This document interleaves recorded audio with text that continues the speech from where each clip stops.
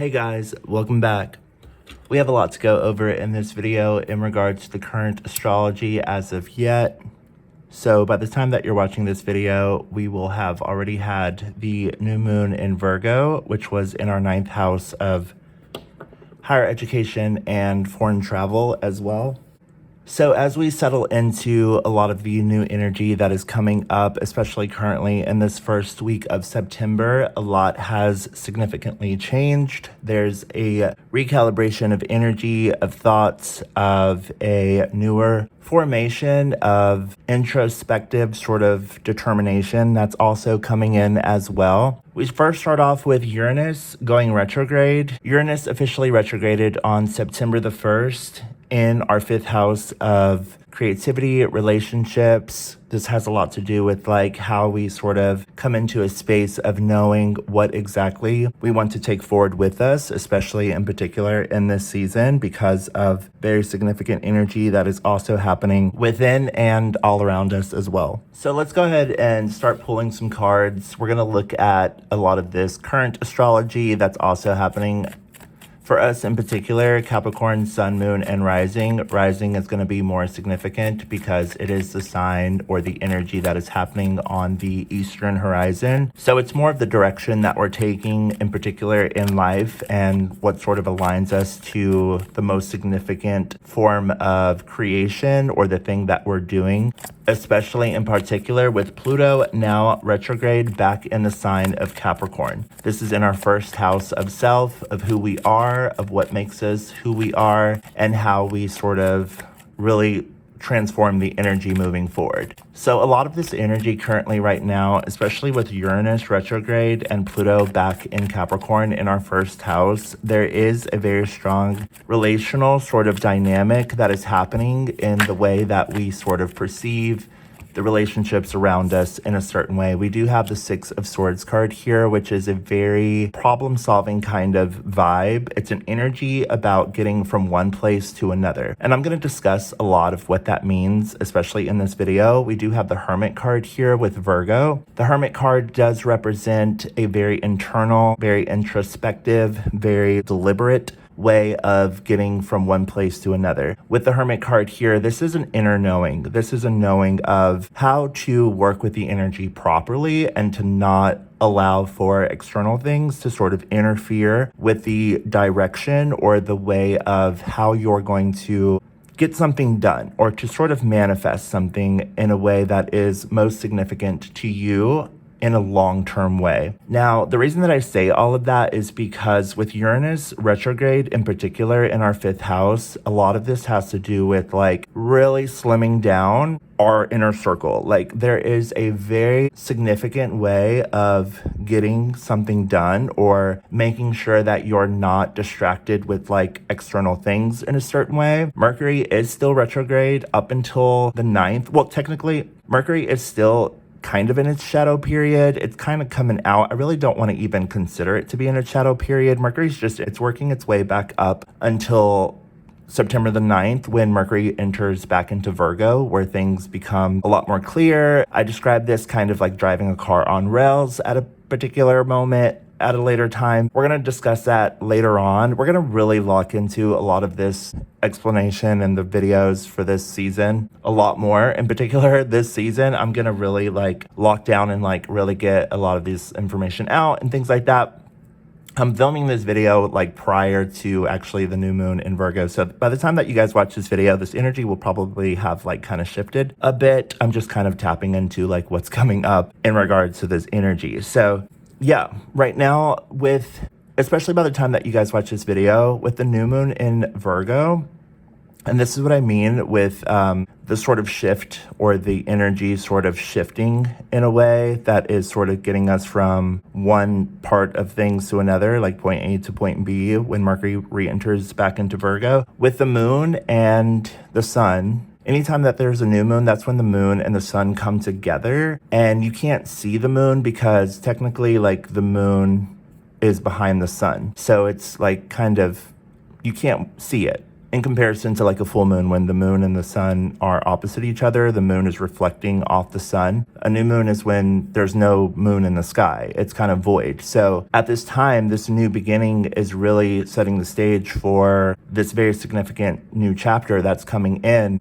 And the reason for that is because we do have Venus in Libra, and it is conjoining the South Node, which is in Libra. And as I explained in my past video, the South Node is sort of the energy that we're getting away from. And so with the conjunction to the South Node in Libra, as the sun and the moon come together and the sun separates from the moon is going to continue to move forward in signs. So from Virgo, it'll still be in Virgo by the time that you guys watch this video. The moon will enter into Libra, and then Scorpio, Sagittarius, Capricorn. It'll keep moving forward, but the sun will stay in Virgo. Obviously, the sun is in Virgo for the entire month. The sun will stay in Virgo in the sky, and kind of what's happening is like the sun and the moon are separating in a sense, and this new chapter is coming in as the moon begins to gain in light. So after a new moon, there's a full moon, obviously. So the moon is going to continue to gain in light. The energy is going to ramp up, kind of. Well, especially because there's an eclipse that's coming up.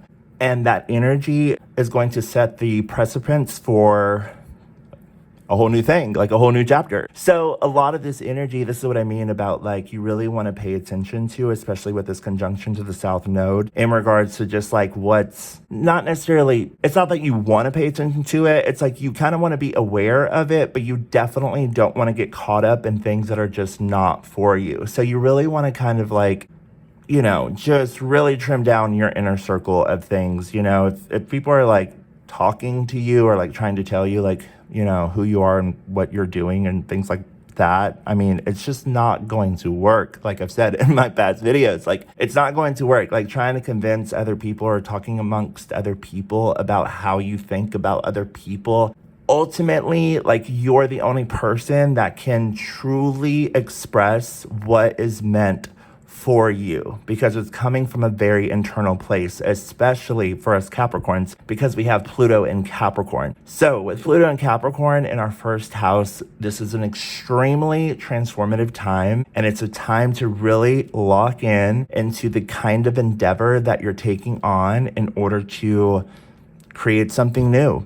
Pluto in Capricorn is all about who we are internally and what got us to this point and what's going to really transform. It's like going through the chrysalis. It's going through being in the cocoon for quite some time, having learned or having absorbed or having kind of, you know, figured out a lot of what has happened in the outer world in a certain way that, you know, you kind of protected yourself from for a very long time, and breaking out as a metaphorical butterfly, going through the chrysalis, you know, obviously like breaking down as goo, and like that's what the chrysalis is, like going through this very alchemical process and breaking out as a metaphorical butterfly to become something completely different. So that is a lot of what this energy is currently, especially at this time in the very beginning of September as we continue to press forward. So alongside with that, we have Venus in Libra now. Venus is very at home in Libra. Venus rules over Libra. Venus loves being in Libra. Venus feels really good about what it's doing in Libra. Again, it is conjunct the South Node in Libra, so there is sort of this breaking away or this breaking open, if you will, and coming out as a metaphorical butterfly. But in order to do that, you have to like let a part of you die. Like you have to let a part of you end in a certain way. And the only way to do that is to really know who you are and come at that from a very truly like, you know, personal place. Like, I don't know how else to say it. Like, you have to just really express like who you truly are. So yeah, I mean, Venus in Libra is in our 10th house. The 10th house is everything to do with career. The 10th house is everything to do with like your money, your finances. It rules over Capricorn. So Venus is in Libra in our 10th house of Capricorn. We have the Judgment card here, which does represent like literal judgment. This also can represent Sagittarius energy as well. Exploration. We have the new moon in our 9th house, which rules over Sagittarius of higher education and foreign travel. Now, a lot of that energy is going to kind of go away with a lot of the 9th house energy, because a lot of the energy that we had in our 9th house had to do with like Venus and Mercury in Virgo, those signs are not in Virgo anymore. And the only ninth house energy that we had left was the new moon in Virgo. That was like the last little precipice of the ninth house energy. Now we're coming into this very like grounded physical experience because Mercury is no longer in Virgo. It went back into Leo. It's going to re-enter into Virgo on September 9th. But we had also Venus in Virgo, which was in detriment, like it wasn't comfortable there. Venus is now in Libra, so that's a whole nother vibe. So we don't have much of anything left in the ninth house except for the sun. The sun's in the ninth house for us. You know, once Mercury re-enters into Virgo on the 9th, where it's really at home and comfortable, I mean, you know, that energy is going to shift in a different way. It's going to kind of broaden your horizons and like broaden your way of thinking in a particular way. But Mercury is back in Leo. Mercury's in Leo in our 8th house. And so there is sort of this exchange of energy that's going on. In order for that to work, it has to happen in a particular way that, again, comes back to like what is most important for you and like what makes most sense for you. So like Sagittarius energy with the 9th house, right?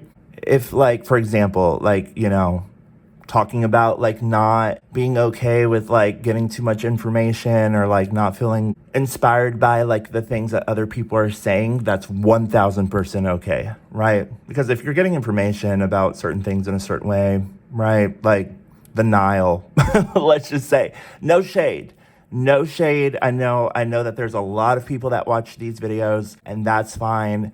Like no shade whatsoever. But like if somebody's telling you about a certain thing in a certain way and like you leave from that kind of like, what? You know what I mean? Like what was the point of that? Like that's kind of what I mean. You know what I mean? Like it's like these kind of old people, no offense, hanging around like a table kind of vibe and like discussing like their children or like other people that they know, and it's just kind of gross and like a little messy in a certain way, no offense. It's like the more that you can really hone into like your own experience, I cannot stress this enough, nor do I care, the better that you're going to be at what is meaningful for you and the way that you're creating things in this particular season. So the less that you're worried about like, you know, how other people are doing things.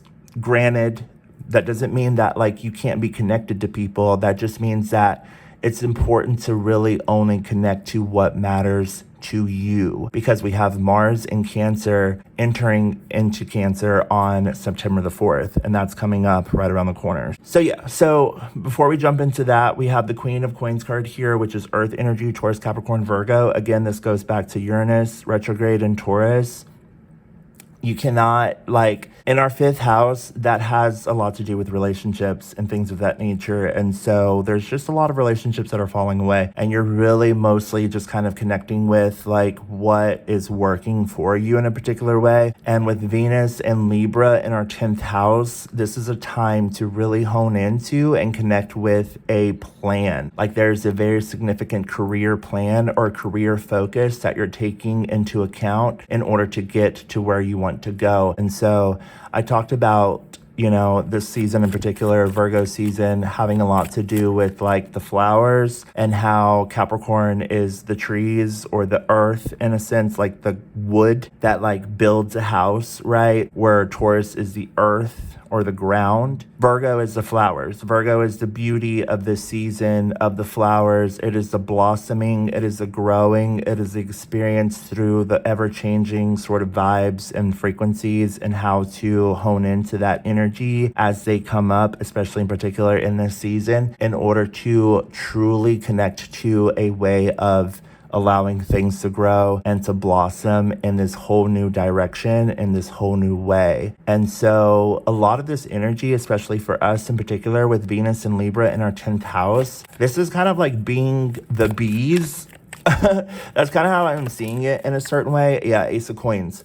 This is like kind of doing the work, going out like as a bee or the bees, I don't know, like the friends, the people that you connect with in a certain way, and going out and pollinating the flowers. in order to harvest, because the season has a lot to do with harvest, in order to harvest the prosperity or the abundance. Okay, so this has a lot to do with work. With Venus and Libra in our 10th house of career, which is Capricorn, there is a lot of strong determination and work that is happening also behind the scenes. It's very creative, has a lot to do with a long-term plan, a long-term vision. And in order to make that vision come to life, you have to have the right people alongside of you. You have to have the right sort of understanding, like you have to have the right sort of dynamic in a particular way. And that's going to take work. That's going to take a sense of dedication that is going to have to happen over time.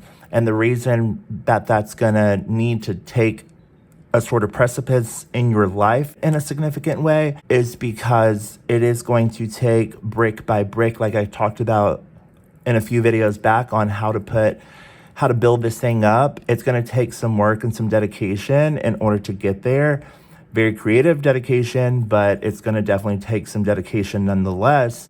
And the reason that I say that, and the reason that I say it's going to take a little bit of time before like we get significantly to that place that is fully like complete and things of that nature is because, and I don't even like to say this, but like it has a lot to do with the fact that like this is an election year. This isn't an election year. And so because of that, and because winter is coming up and all of that, like it's just going to take some time. So a lot of the work is being done in the background in order to get to that desired place. As long as you have the right team, the right kind of people that are working together, that are building this thing up together, the better that you are. So Mars in Cancer happening on the 4th, again, going back to that, Mars in Cancer is happening in our 7th house of relationships as well. The 7th house is quite different from the 5th house with Uranus and Taurus in our 5th house. The 5th house has more to do with like creativity and love in a significant way. It's a lot to do with like romance and creativity.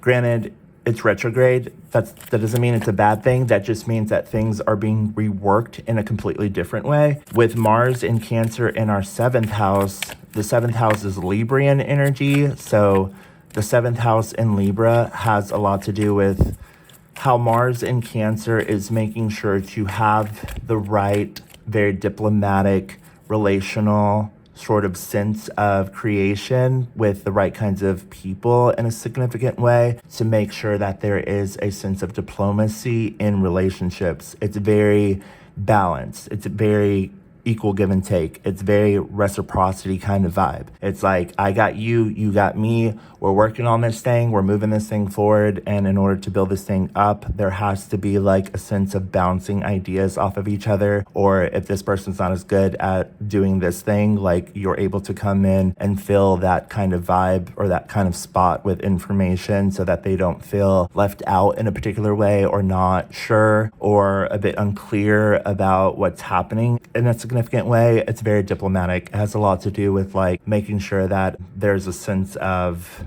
stable kind of understanding in the relational aspects of our life. So with Mars in Cancer, when it comes to that energy, especially because Mars is fights and Cancer is love, it has a lot to do with like if somebody's messing with somebody that you care about or somebody that you love, like you're more than willing to come in and like set them straight kind of vibe, or call them out or tell them exactly what they're doing wrong in a significant way and making sure that they stop that and like, you know, stop throwing themselves and the people that they care about under the bus because they're not really quite balanced with the way that they're looking at things. Granted, that doesn't mean that they're a horrible person. It just means that some things need to be kind of understood in a particular way in order for things to move forward properly and for there to not be this misunderstanding about where also other people in this relationship or this dynamic are coming from. So do be aware of that. Now, on September the 6th and 7th, we're just going to talk about this first week of Virgo season. We have Mercury and Leo, which is in our 8th house, square Uranus and Taurus in our 5th house. So by the time that the 6th and 7th roll around,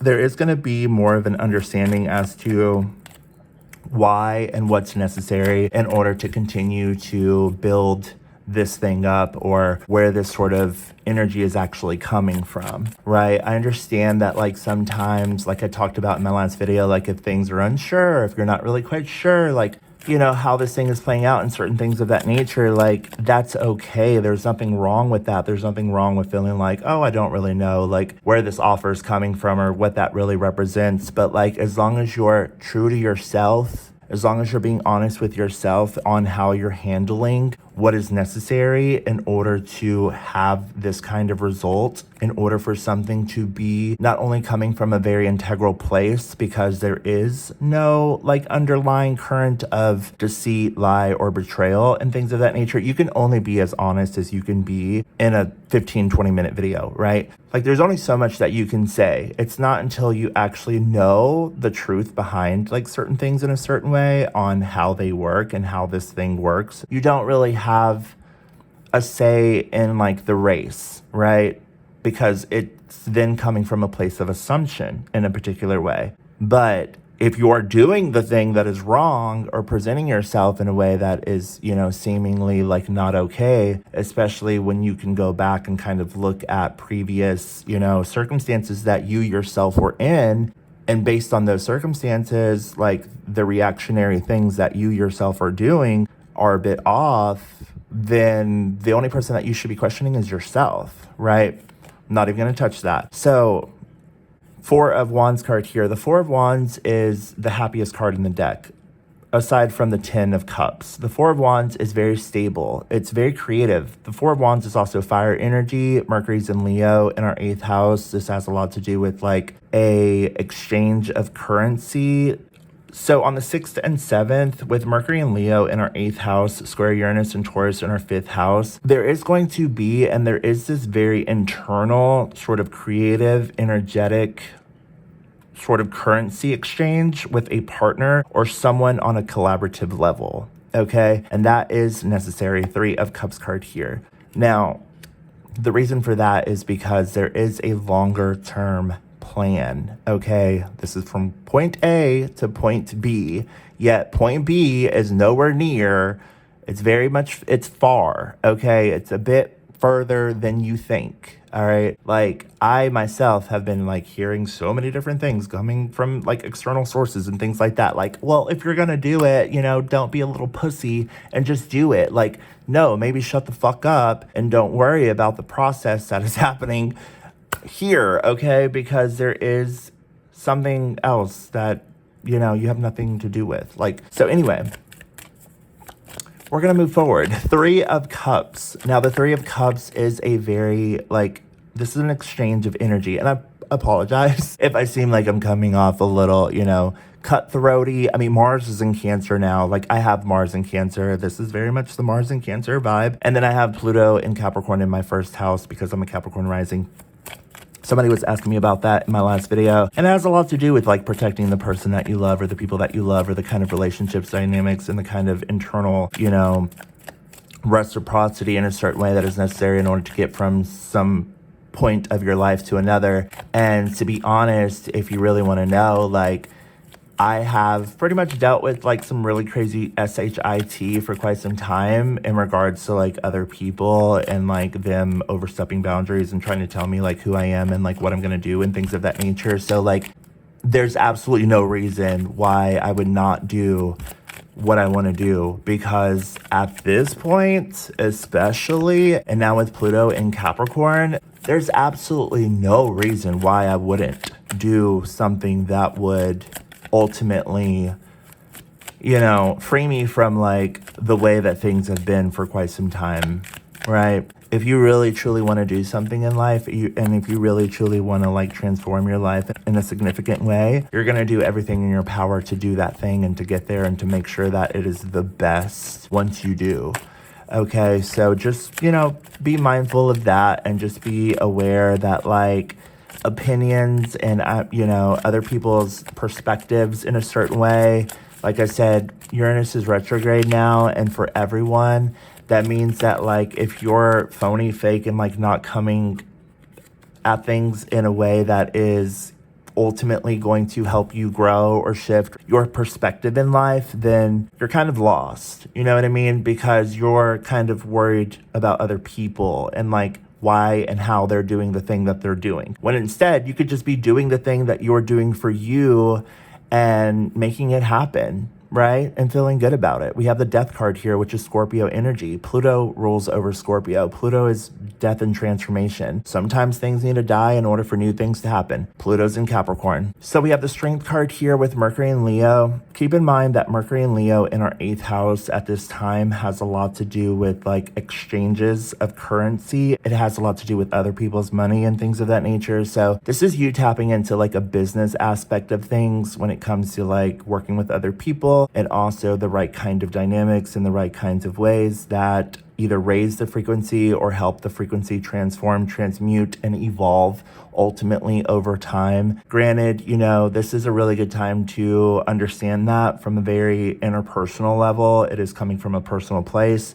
It technically doesn't have to do with anyone else because, again, the 8th house with Mercury and Leo in our 8th house and Pluto in Capricorn in our 1st house, it's a very private kind of energy. It's not necessarily something that like you have to share with other people. Like, you know, it's more of an exchange with like the people that you know are working on this thing together in order to make something shift or change. Though there could be a lot of external things that are trying to come in and like throw you off your game in a certain way. And so you definitely don't want to connect with that.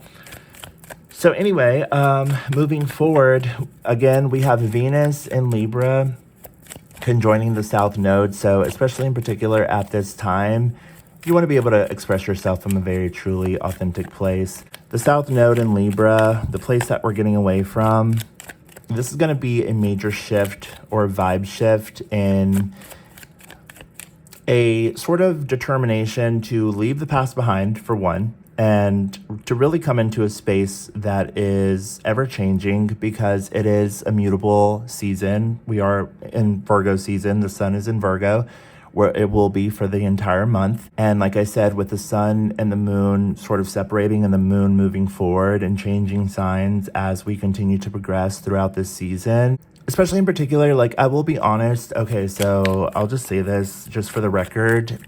I have my midheaven in Libra.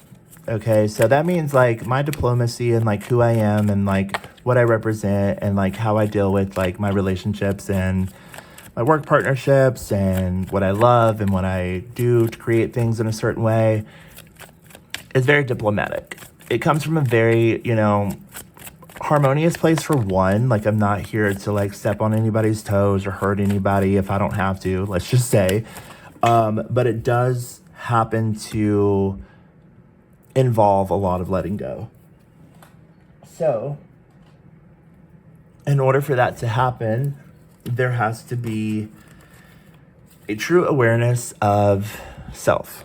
Okay, so we have the 5 of Cups card here, 6 of Coins, the 9 of Wands. Let's get 2 more cards. So this is balance in relationships and also knowing like, you know, like I was talking about the chessboard, like knowing when to act, knowing when to express yourself, knowing when to really hone into particular things in a certain way in order to keep things moving forward, and knowing when to like pull back and not be involved and things of that nature. 5 of Swords card here. This is walking away from like fights and battles and things of that nature. And so 9 of Wands, this is that's wounded warrior energy. As you can tell, that person's like wounded and things of that nature. So these are, you know, dynamics and things of that nature that you just don't want to waste your time with. You don't want to continue to involve yourself in things that are just not for your highest and greatest good. I mean, I literally cannot express that enough. 3 of Swords card here, that is heartbreak, betrayal. 10 of Wands, that is burdensome energy. Ace of Wands, this is fire. This is a spark. This is creativity. This is drive, determination, ambition, things of that nature. And Ace of Swords, this is victory and success. This is the crown. This is knowing your truth. This is being able to express from a very truthful, very victorious, very harmonious, very understanding, very liberated, very fair, very just like, this is coming from a place that is like, okay, yeah, like maybe, you know, things have been a little not right for quite some time. But with the Ace of Swords card here, this does represent victory and success. And so, yeah, I mean, sometimes things have to end. Like I said, things have to break apart in order for something new to happen. It could be groundbreaking. It could be like letting this thing go, cutting this thing off from the past, these like very leechy kind of like vampiric energies in a certain way that, you know, continue to want to tell you like who you are and what you're doing and what they think you represent and what you're going to do. Like, none of it makes sense, okay? In order to truly manifest and to really, you know, step into a vibration that is most authentic to you, you're the only one that can express that, okay? And so, yeah, you know, just connect with what matters to you, what matters most to you. And so I apologize if this video is a little all over the place. We're just kind of like touching on some of the astrology right now in order to move things forward properly. Keep in mind, Venus is in Libra in your 10th house. I didn't even really express the personal aspects of that, you know, because like this is not for me to like, you know, toot my own horn and be like, yeah, like, you know, we're out here just feeling ourselves or whatever. Like, this is not about trying to, you know, this has something to do with something that is more deeply inspiring. All right, so I hope that you got something from this video. I will be back very soon to talk more about the astrology in a later video that has more to do with the energy and the frequency. We're going to be getting into the videos this month. I'll talk to you soon. Bye.